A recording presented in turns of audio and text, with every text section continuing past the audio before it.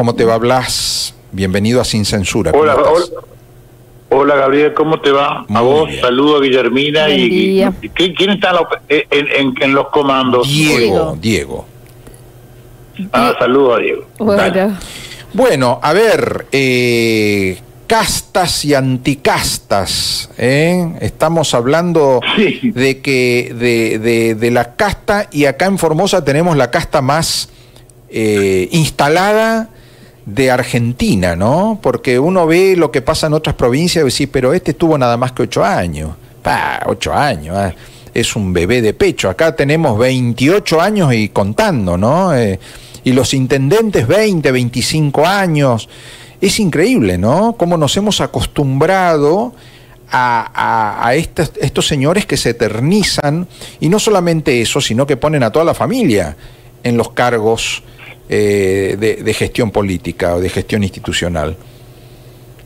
Así es, realmente se ha constituido una suerte de cultura que hace que Formosa hoy sea un ícono del feudalismo. Si uno tiene que hablar a nivel nacional en la prensa, de dar un ejemplo de feudalismo, indudablemente Formosa salta como el más, diría, el más impúdico, más impudicia y más impunidad también. Porque los otros, aunque sea, hay otros, si bien el fenómeno del feudalismo es un fenómeno para mí de arrastre que viene desde la época de la colonia, ¿no es cierto? Y que así se ha ido reciclando a través del tiempo, y creo que en el peronismo ha encontrado su herramienta política de reciclaje con mucho más anclaje que en otras fuerzas políticas. Desde la década del 40 en adelante, las viejas familias feudales se pasaron a sumar a las filas del radicalismo, del justicialismo. Pero en el caso de otras provincias siempre hay alguna rotación, aunque sea entre el marido y la mujer, como es el caso de Zamora, Santiago del Estero, primos, tíos, o el caso del Movimiento Popular Neuquino, donde hay una cosa un poquito más institucional, digamos.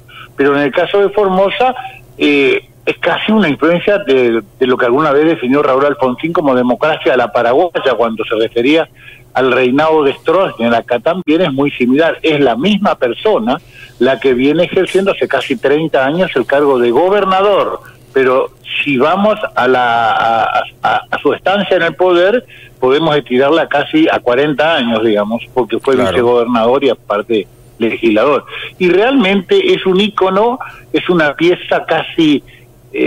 me recuerda un poco a esa película Jurassic Park, donde en una isla aparecían herramientas o elementos y seres vivientes de viejas épocas, digamos, y esto es como un afloramiento del medioevo en su máxima expresión, ¿no? En lo que fue el sistema feudal, ¿no? Recordemos, hiciste muy bien en recordarlo, Alfonsín. Él vino en el año 2001 y él decía que en Formosa está la democracia a la paraguaya, porque se acordaba de Stroessner y decía el partido único, donde todo el mundo es afiliado, los comisarios, los jueces, donde el gobernador, el gobernante es eterno, donde todo el mundo, digamos, el día del cumpleaños va y le besa el anillo, y bueno, y todo ese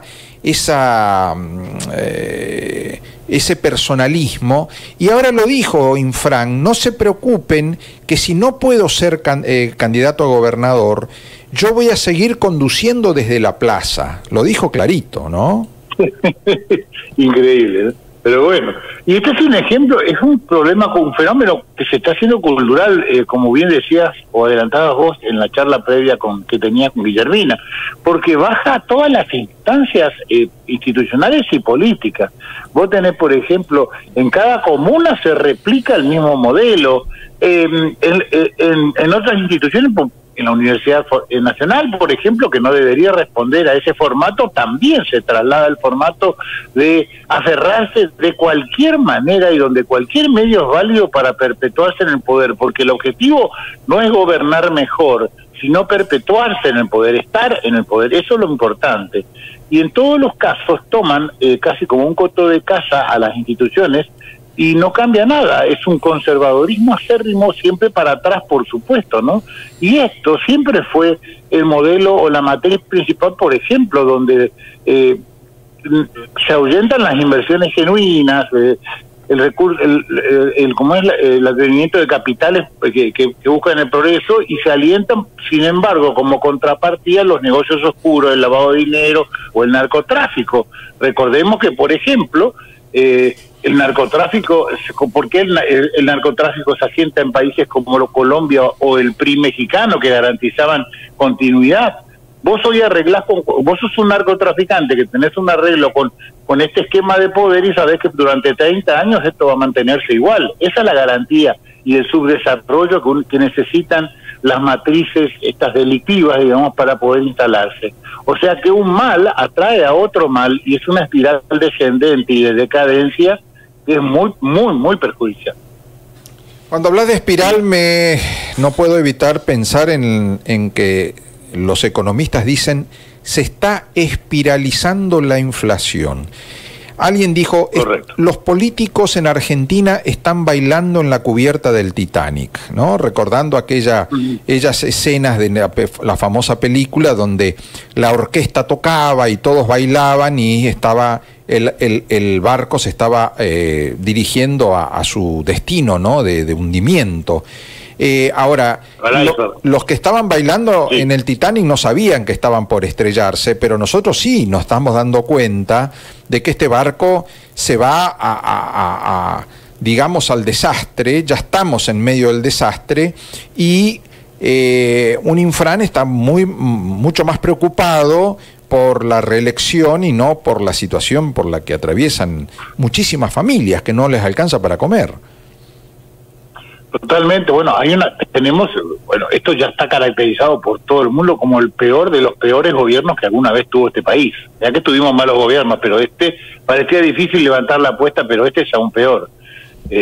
Hay una anarquía total, no hay decisión, hay una abstracción de la realidad. El presidente sale a hablar de la inflación como un fenómeno psicológico. Yo no sé por qué no llama un equipo de psicólogos en vez de un ministro de Economía, algo así. Un disparate, la presidenta solamente haciendo autorreferencia, la vicepresidenta haciendo autorreferencia de su propia vida, de los jueces y de sus casos en la justicia, Massa tratando de armar una cosa totalmente de parches para poder alargar la mecha, y los gobiernos provinciales que son absolutamente cómplices en 100% de la responsabilidad, te estoy hablando, de lo que está pasando a nivel nacional, despegándose, ¿no es cierto?, y desdoblando elecciones. El Infran está mucho más preocupado que por la tarifa eléctrica, por la tarifa del agua, por los problemas por el agua potable, por ese tipo de cosas, en ser reelecto. Y fíjate qué nivel de dislocamiento hay con la realidad. Estuve pasando ayer, en esas caminatas que voy a hacer a la plaza a veces, pasé por el edificio de la legislatura, el viejo monumento a la corrupción, y está listo para ser inaugurado. Un edificio que nunca tuvo licitación pública, nunca hay un par de cartelitos de 10 millones de pesos, que con eso no hace ni el muro perimetral de tu casa, pero había 2 cartelitos de unas licitaciones privadas de 10 millones de pesos y el resto se hizo totalmente a oscuras, como toda la obra pública que maneja este gobierno. Y yo me pregunto, fíjate vos el nivel de prioridades que tiene este gobierno, porque esto indica que a partir de ahora los legisladores, que solamente se juntan una vez a la semana para declarar de interés público el Festival de la Tutuca, que se de cualquier cosa, van a tener hermosas oficinas, confortables despachos y realmente un edificio envidiable. Pero Palo Santo, Pirané y el interior van a seguir sin cloacas y sin agua. La obra Clorinda va a seguir esperando que inauguren la famosa planta de agua potable que se le entregó en un 75%. Formosa seguirá esperando, la capital seguirá esperando que llegue el gas alguna vez, ¿no es cierto?, del gasoducto. Y bueno, eso te da una idea de que el parque acuático, lo que fue alguna vez el Estadio del Cincuentenario, que es una enorme obra totalmente prácticamente no utilizada, subutilizada. Esto te da idea de cuál es el orden de prioridades y el interés que tiene el gobierno por por los problemas de la gente.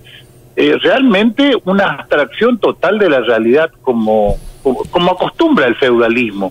Eso es también una cosa. Sí. Yo recuerdo una vez una frase que vos dijiste, comparando el Estadio Cincuentenario con la situación de la parte de atrás del barrio Guadalupe, que vos dijiste... Un contraste. Un contraste entre un lugar modernísimo como era el estadio, con una inversión enorme, y un barrio muy popular de Formosa, que lamentablemente estaba en situación... en una situación de abandono, y vos usaste una palabra que te criticaron muchísimo. Vos dijiste, hay sectores de Formosa que están africanizados, porque su nivel de vida, la falta de trabajo, la pobreza de las familias y el lugar muy precario habitacional, si lo comparamos con estas grandes obras digamos, de figuración, ¿no? Porque la inauguración del gran estadio y al lado la parte de atrás del Guadalupe muy, en la época que vos lo dijiste, absolutamente abandonado. Y vos dijiste, hay sectores de Formosa que están africanizados. Y te criticaron muchísimo, dijeron, ¿cómo nos van a comparar con África? Bueno, a ver, pregunto, la gente que barre, los cooperativistas que barren, que trabajan por 20.000 pesos, el personal municipal del interior que gana 30.000, la gente que vive de un plan social, los propios jubilados de ANSES que ganan 60.000 pesos, están todos con niveles africanos realmente de pobreza. A ver, nosotros vemos África como diciendo, ay, pobre gente, qué suerte que nosotros vivimos mejor. Y no es así. Claramente no es así. No en Formosa. Yo invito a la gente que haga un ejercicio de memoria, por ejemplo, y de imágenes. Uno va al oeste y ve 3 o 4 chicos criollitos o aborígenes detrás de 15 cabras haciéndolas pastar en medio de un paisaje absolutamente árido y caluroso como es, y es el África con sus harapos caminando detrás de sus chivos. Es un ambiente africano. Te remite a ese paisaje. Uno va al Guadalupe, y yo no sé si vos viste esa famosa película La caída del halcón negro, sí. Era que eso era la capital de Mozambique, no me estoy acordando el nombre en este momento, sí. Y también es el Guadalupe. Mogadiscio, la capital de Somalia. Mogadiscio, sí. La capital de Somalia, perdón, gracias por el apunte. Y eso es África. Los niveles que hoy tiene, por ejemplo, países como Sudáfrica, Kenia, entre otros, ya son mejores en ingresos per cápita que los de Formosa. O sea que en algunos aspectos estamos por debajo. Estamos compitiendo con Sudán a ver quién tiene mayor inflación y mayores niveles de pobreza. Entonces, no sé, puede... por el recuerdo que tenemos de la Argentina potencia que fue, alguno puede ofenderse hoy en día, pero en los números estamos muy cerca y a veces peor que muchos países africanos. Así que bueno, yo en aquel programa de la Nata también denunciamos el edificio de la legislatura, también denunciamos la obra del puerto, que negaban a muerte de que el puerto era inútil, que no servía, que estaba funcionando y todo eso, y el tiempo nos dio la razón en todo. Señor.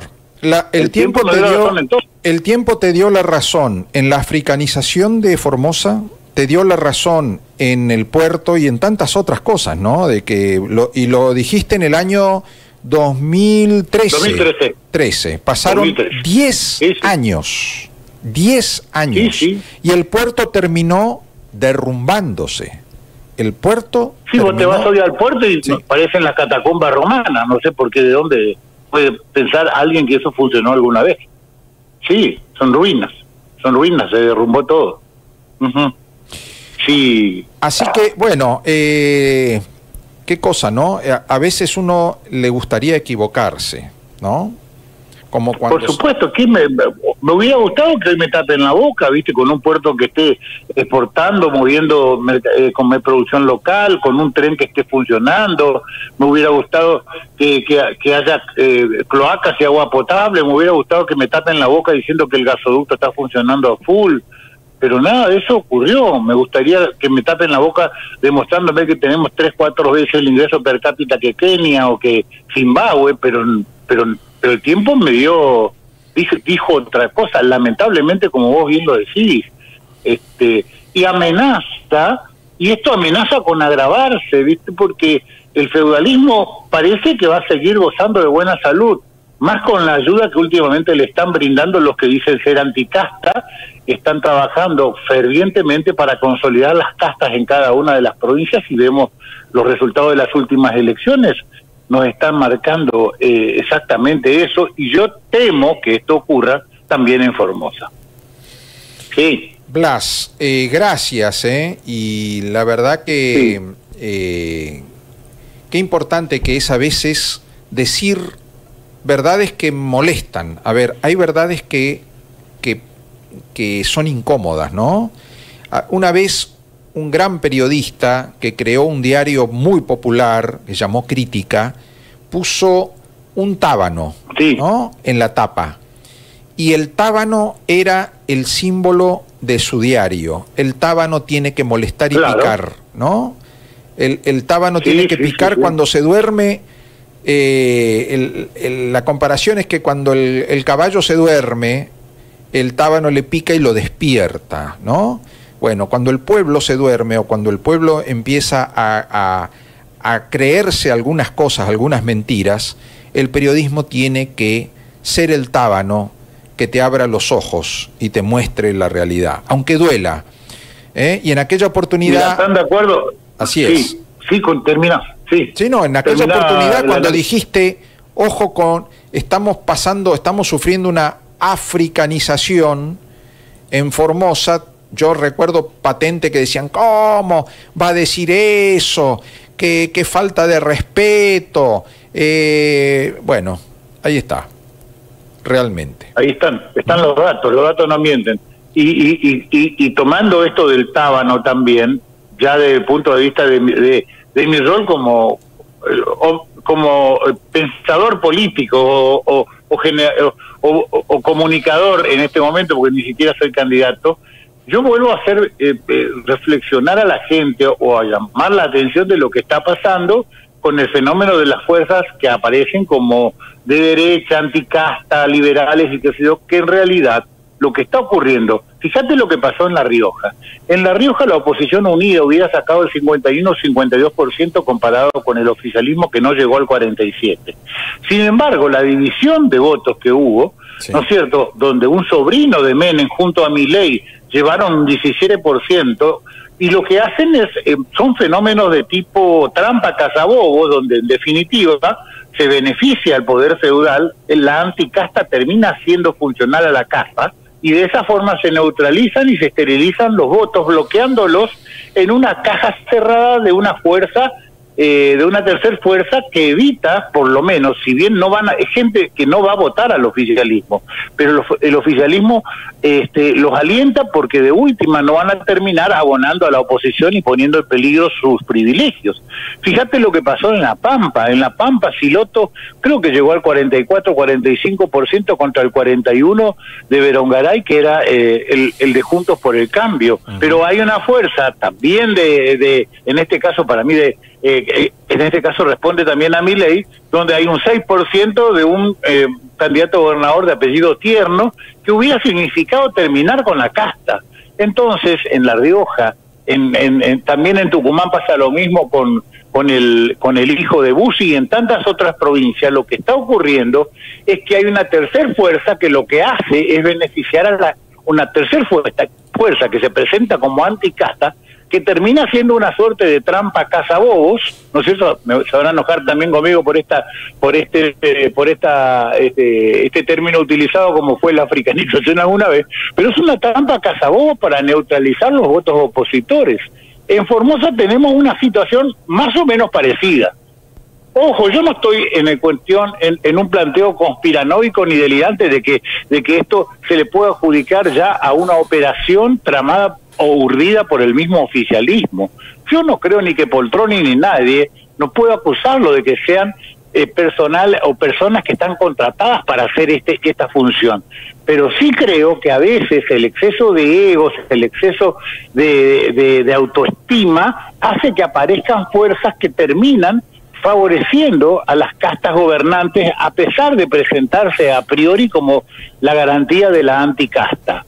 Yo lo que vuelvo a invitar, en este caso ya se hicieron todos los intentos con esta tercera fuerza, pero por lo menos que la gente sepa, que tenga un concepto útil del voto, y que si realmente quieren derrocar a la casta, ¿no es cierto?, voten traten de acumular el poder de fuego político y electoral en fuerzas que realmente puedan derrotarlo, o si no, vamos a terminar siendo lo que queremos. Es triste, pero muchas veces uno se termina convirtiendo en lo que dice combatir, ¿no? O sea, se presenta como anticasta y termina siendo el mejor aliado de las castas. Gracias, Beto. Gracias, Blas. Estaba leyendo lo que escribió Beto Aranda. Te lo voy a leer y me confundí. Beto Aranda dice... Un gran dirigente. Sí, es un dirigente político y es un apasionado del folclore.